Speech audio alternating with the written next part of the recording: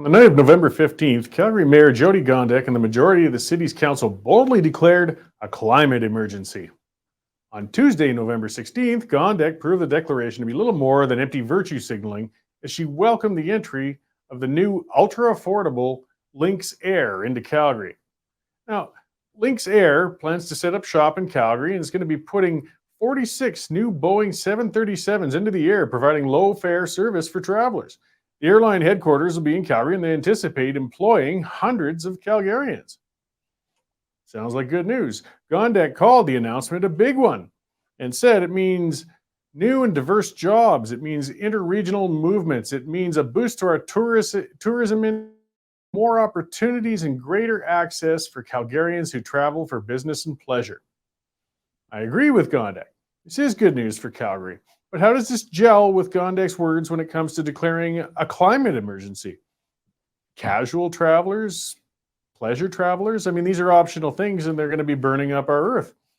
I mean, according to Gondek, climate change is such a huge issue and so pressing it needed to be the first major order of business for her as Calgary's new mayor. When the second order of business is to embrace the expansion of casual air travel and the significant emissions that come along with it, it appears Gondek's trying to suck and blow at the same time. Air travel is one of the world's biggest contributors to climate change and emissions. Just ask one of the 40,000 people who flew to Glasgow last month to attend a conference to fight climate change. About 2.4% of emissions come from aviation.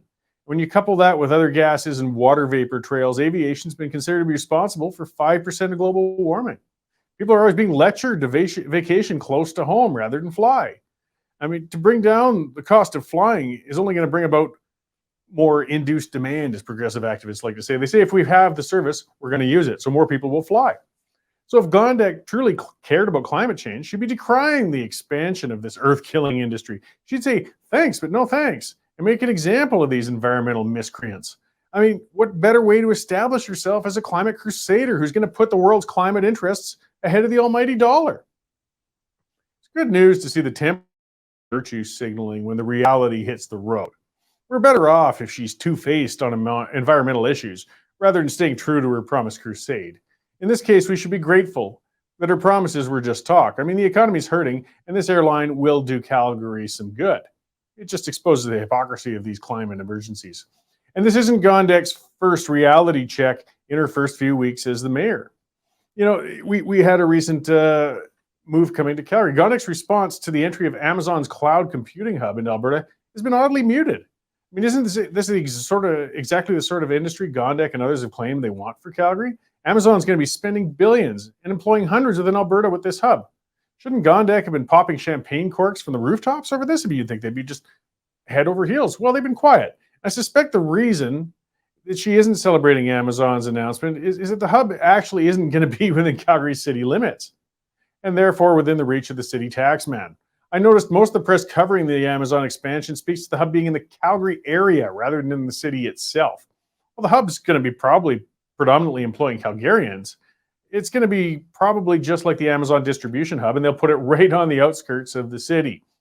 There's a reason for that. Investors are keen on Alberta, but less so with the city of Calgary itself, due to the high taxes and city council known to have an anti-business attitude. I mean, Ninchi has set a pretty terrible example on what council thinks of business. Developments just outside of the city limits have proven this over the years rather clearly. Even if the data hub is within Calgary's city limits, it's not going to be downtown. The downtown that's almost empty, almost 50%. It was brutal. Years of public art installations and bike lanes haven't turned the city core into this blissful paradise attracting tech campuses as some had hoped. The reality needs to be faced is dollars and cents win in the end. Companies, sure, they always say they're going to target green, bicycle-friendly cities in their mission statements. But you can bet when they're making decisions in the boardroom, tax and regulatory costs are the items highest on the agenda. Then it's finding staff and a number of other things. They really don't care if there's bike lanes. When she was city councillor, Gondek railed about developments outside of the city limits, such as Cross Iron Mills Super Mall. She even flirted with the term protectionism when speaking of how the city should conduct itself with major projects nearby the city. She wants them stopped. She wants to force them into the city. Perhaps she no longer believes that her feelings don't really matter. Capital is going to flow to friendlier jurisdictions, and she's going to need to emulate those other jurisdictions rather than complain about them if she wants to draw that investment into the city. Gondek already insulted Calgary's oil and gas sector in saying we must move beyond them. It's one of her first orders of business. Never mind that the bulk of the city's commercial revenues are still coming from the few remaining oil and gas companies still hanging around in Calgary's moribund downtown. At best, we can hope to retain the energy companies that we already have. I can't see other hydrocarbon-based companies being enthusiastic with the prospect of setting up shop in a city governed by a mayor and council so openly hostile to them. I will offer a tip for Gondek. There's a great market to be tapped for head offices that just opened up, and that market is in Quebec. We can bring those people here. Quebec's Premier, Francois Legault, ominously stated he wants to identify CEOs within the province who don't speak French, and he's going to convince them to learn. How intrusive is this witch hunt for non-French business leaders going to get? And how aggressive will his efforts to convince them to switch languages be? I imagine there's a number of CEOs who are both offended and afraid of where Legault is going with things. What better time could there be to reach out to these business leaders and try to draw them into Calgary?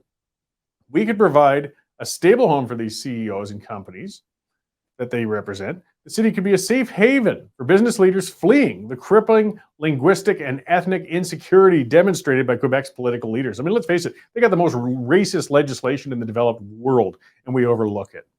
These would be the diverse new businesses for Calgary and wouldn't be part of that oil and gas sector that Gondek so loathes. Could Gondek be so pragmatic, though? Is she starting to face the realities of what attracts businesses and what doesn't? I'm not too optimistic, but there is hope.